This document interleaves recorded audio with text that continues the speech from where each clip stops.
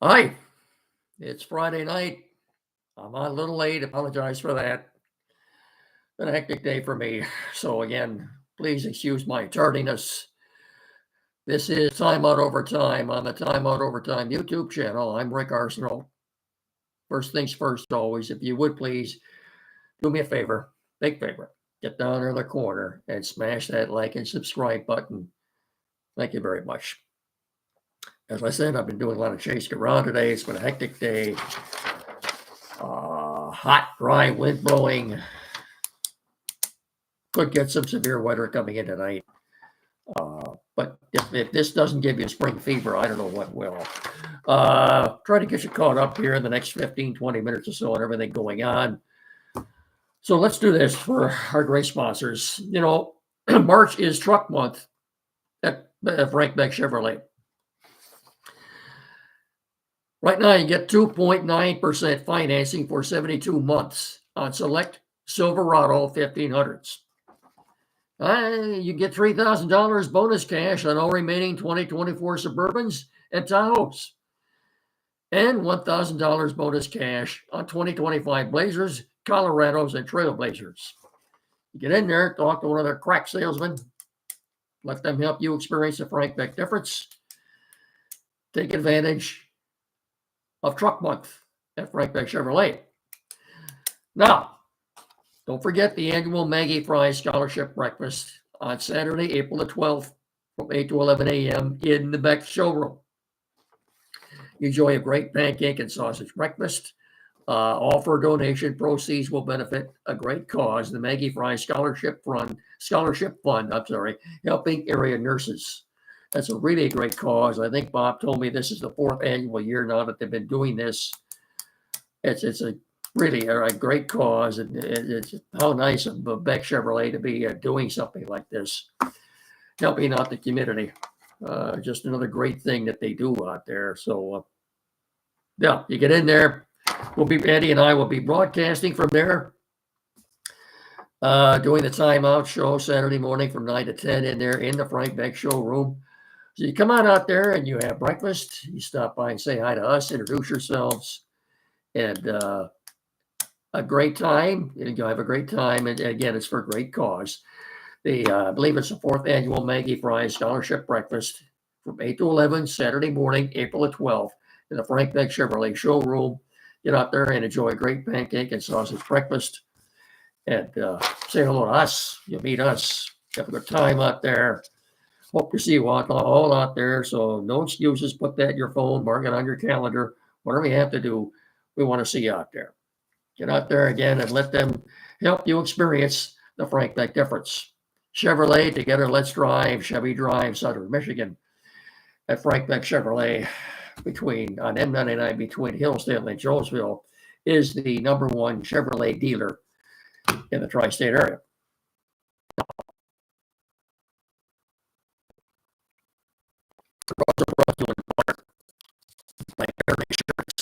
Barrett.com, 517-849-1000, on the corner of M99 and US 12 in downtown Jonesville.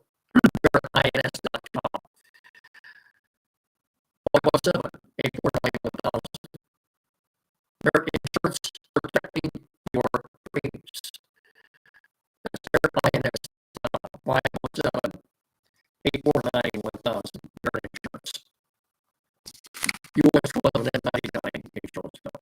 I don't have any notes tonight, so what I'm going to tell you what happened, relay to you, is been off the cuff, because I didn't have time to prepare any notes for tonight. I tell you this, college basketball locally, Michigan State Spartans, who came in the Big Ten tournament as the #1 seed, and they had 2 first-round buys.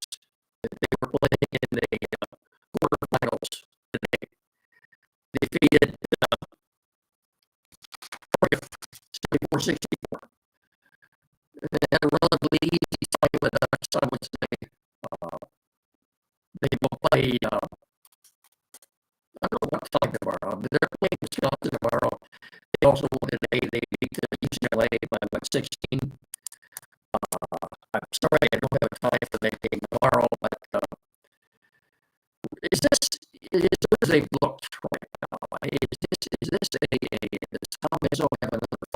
team on his hands. Well, I said there's a chance to win this. Once they look, I think they played defense very well. They won. Good rebounding team, very athletic team, but you look at the players he has. In my estimation, the only one potential NBA player on that team. That guy's a freshman right now. Even at the age of 70, I have to say Tom Izzo, I would have to get some consideration for NCAA coach here. He's been that good. And his staff, he's got a very good staff too, obviously. In the case of Michigan, they play later tonight, so the 9 o'clock game, they're playing Purdue. If you watch me on a regular basis, you know that I predicted 2 or 3 weeks ago that the Wolverines would not win another game this year, and I'm sticking by that. Purdue's going to beat them tonight, and whoever they play next weekend in the Big Ten tournament, they'll be one and done there. I'm sorry, not the Big Ten tournament. It's this week. Whoever they play next week in the Big Ten, of course, Selection Sunday is this coming Sunday. We don't know who we're going to play, whether or not they win or lose. We don't know who we're going to be playing until 6 o'clock Sunday night. Whoever it is, Michigan will lose to them. They will beat Michigan. And really, if we stop and think about it, this implosion, if you will, on the part of the Wolverines, it didn't really start until after they gave Dusty May an exhibition. Less than a year, they felt necessary to give Dusty May an extension. And as you see, I was in such a hurry to get on the air tonight. I forgot to bring Mickey in here too. Now to look at him over there loafing. Mickey, get in here. This is the way Mickey looks now. Actually, he's in camp now. And this is about the way he looks now. When he first started out with the Florida Marlins as a 19 or 20-year-old kid, he's looking down that much. Get away from me there, Mickey. Anyway, Michigan, I just think it was a bit premature in giving Dusty May an extension. Why they felt that it's necessary to do what they did now, I don't understand. I just don't think Dusty May is the guy that's sort of win the championship or success in the Big Dance. I don't see that happening. His offense, dump it down low to the big men, let them do their thing. The opponents finally found out how to defend that. They're not a very good rebounding team. They can't make a free throw to save their lives. And then they're not very athletic. They've only got one guy who can bring the ball up the court, and he's not very good. They stand around too much on offense. I mean, there are myriad of things wrong with this team. Anyway, as I predicted 3 weeks ago, they won't win another game. They're going to lose tonight to Purdue. And whoever they play next week in the tournament, whatever region they're in, wherever seed they are, they're going to lose. They'll be done. Oh. All right. Pistons.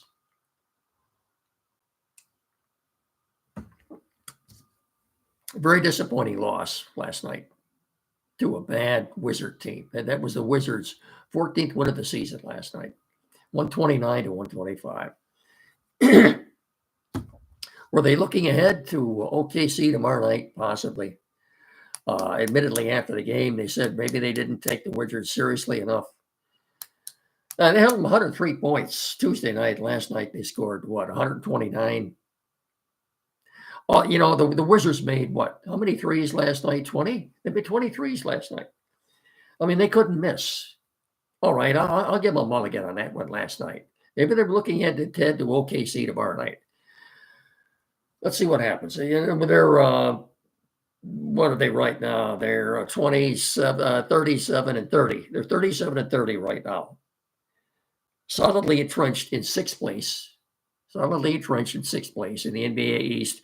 They're still just a game or game and a half out of fourth. They can still get the fourth seed yet.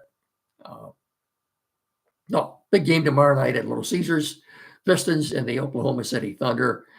Thunder have the second most wins in the NBA. Only the Cleveland Cavaliers have more wins than the Thunder do. So maybe they can use tomorrow night as a measuring stick. I'll tell you what, I'd gladly trade a loss to the Wizards for a win against the Thunder.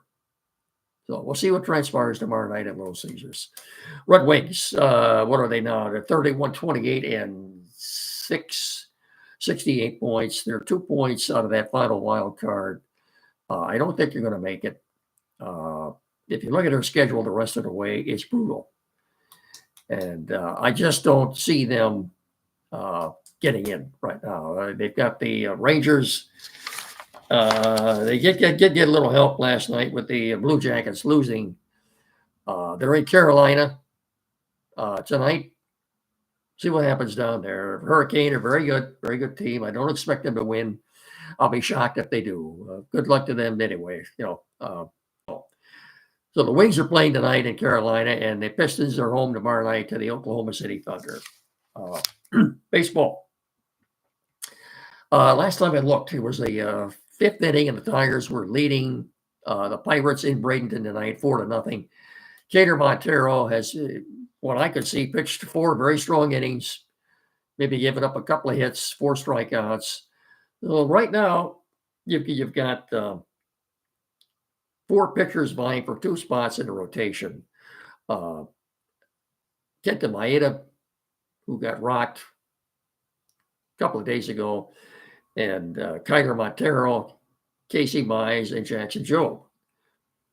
I think this could. AJ Hinch said on his radio show yesterday, they might not be making a decision on this until they get to San Francisco, which is where they'll be playing 2 exhibition games with the Giants before headed down to open the season at Dodger Stadium. Then they're flying back up north to Seattle for 3 more up here before coming home against the White Sox. I wouldn't have to make this decision. If I were, to me, it's down to 3 guys. It's down to Montero and Jobe and Mize. Mize has had a very good spring. I think he deserves a spot in the rotation. Jobe pitched 3 very good innings yesterday in Lakeland, I believe, against the Yankees. 4th inning, he got rocked. Couple of home runs and a rocket that was caught right up against the center field fence by Riley Green. Made a great catch, but that ball was hit 420 feet. He got shelled just in the 4th inning. I'm afraid what Jackson Jobe is going to have to learn is that he might be fine first time through the lineup, but now you're pitching against major league pitchers, and you're going to have to make some adjustments the second time through. And until he learns that, he's going to struggle. He will be at a pitch count if he makes the rotation. If he doesn't make the rotation, he's not going to be in the bullpen. Pitch count of 50, 60? I think he got, how many pitches did he throw yesterday? 50, 60, somewhere in there. They yanked him out of the game after he gave up those 2 home runs in the 4th inning. Paul Goldschmidt hit one of those. I mean, he's going to find out that pitching against major leaguers, a lot different than pitching against minor leaguers. All they have to do is see you once, and they have a pretty good idea of what you're throwing, what you're trying to do with them. So that's part of the maturation process. Until Jackson Jobe figures that out, I think he's going to struggle the second time through the lineup. 3rd time through the lineup, he'll be gone. He'll be out of there because he'll be in a pitch count. So one thing for sure, if if Jackson Jobe does make the rotation and he starts a game, that bullpen's going to be in there by the 5th or 6th inning. So they are Skubal. I think Skubal's going tomorrow.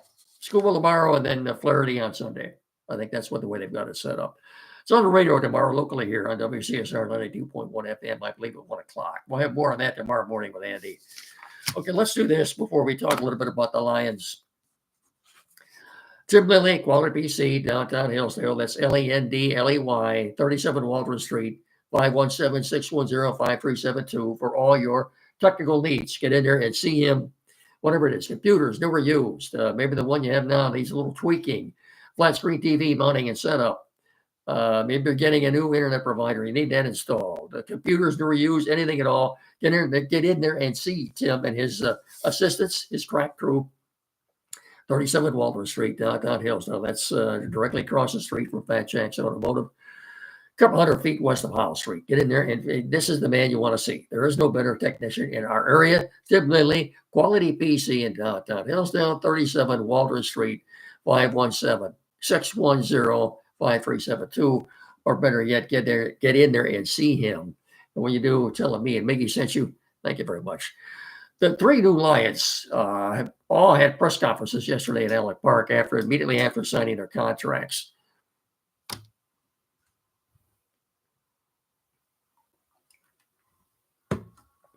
I'm not a very sensitive guy, but I even felt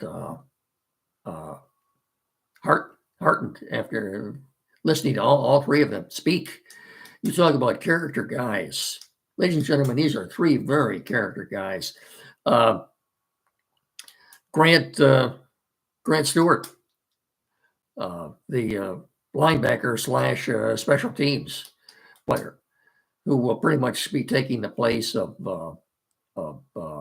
Jalen Reeves-Maybin. He's another one with flowing locks on the back of his helmet, like Alex Anzalone. He was a fan favorite in Indianapolis. He talked about, again, I'm not a very sensitive guy, but all three of these guys touched my heartstrings listening to them talk. They all had a story. Stewart said he had better offers from other teams, but decided to come to Detroit because of the culture here. He played against the Lions last season, and what he saw, the grit, the determination, he was sold. The metamorphosis that this team has undergone since Dan Campbell and Brian Holmes took over is absolutely amazing, folks. Each and every one of these guys, this is why they wanted to be in Detroit. These are coveted players. All three of these guys are coveted players. When was the last time coveted players wanted to come and play in Detroit over some other team that was giving him a better offer? He had just glowing things to say about the Lions. You can just tell by watching these guys converse with the media what great people they are, what great character they have. I think it's Roy Lopez, the defensive tackle. A couple of weeks ago at the Combine, Brad Holmes let it be known that last year when they were in Arizona, week 3, they knew that Lopez was in the final year of his contract. He was going to be a free agent. They were out there scouting him. They liked what they saw. I think Lopez will be turning, 27 or 28 next month. He's just in his prime. He's a run stopper. He's not going to get after the quarterback a whole lot. But he is very good against the run. And the fact that Lee McNeil will not be starting the season or won't be available, I don't think, at least until Halloween. That's probably the best case scenario. I think you'll see a lot of Roy Lopez in there. That's and not just look, Stewart, Lopez, and then even DJ Reed, folks, said it was down to Detroit and Washington. The Lions have upgraded their secondary, replacing Carlton Davis with DJ Reed. Believe me, this isn't just me talking. This is the national ESPN. ESPN said DJ Reed was not just the best defensive back available in the draft, free agent draft. He was the best free agent player out there, period. The Lions got him. Now, I don't think it's a fair question to ask, is this a better team now than it was a couple of weeks ago? Matt Derry, who we've had on our show before on Time Out, although it was quite a few years ago, is saying, no, I don't think that's a fair question to ask right now. Is this a better team than it was a month ago? He's losing sleep over the fact that they lost Kevin Zeitler to the Titans. Look, I'm sure Brad Holmes knows what he's doing. I'm sure he knows right now how he's going to replace Kevin Zeitler at right guard. I'm sure he knew that he was going to be losing Kevin Zeitler. In a way, I kind of feel sorry for Matt Derry, though, if he's losing sleep over wondering how they're going to replace Matt. Did I say Matt Zeitler? Kevin Zeitler. He, 35, 36. Hey, good for him. He got paid. He got $9 million for 1 year in Tennessee. Happy for the man, happy for his family, good for him. But he is 36. Look, I don't know what the lines are. Well, you look at all the mocks with that 28th pick and 60th pick. It's a pretty sure bet the Lions are going to take at least one offensive lineman and one defensive tackle, maybe an edge. That's a pretty sure bet. I think the Lions are going to focus mainly on interior players in the draft, both on defense and offense. I don't have time to go through the mock drafts that I've been looking at lately, but I'd like to think Brad Holmes has already proven that the man knows what he's doing. And I'm sorry for Matt Derry that he's losing sleep, wondering how the Lions are going to replace Kevin Zeitler. But look, Brad Holmes isn't obligated to call Matt Derry or send him a text message letting him know everything he's going to do either. That's ludicrous. Well,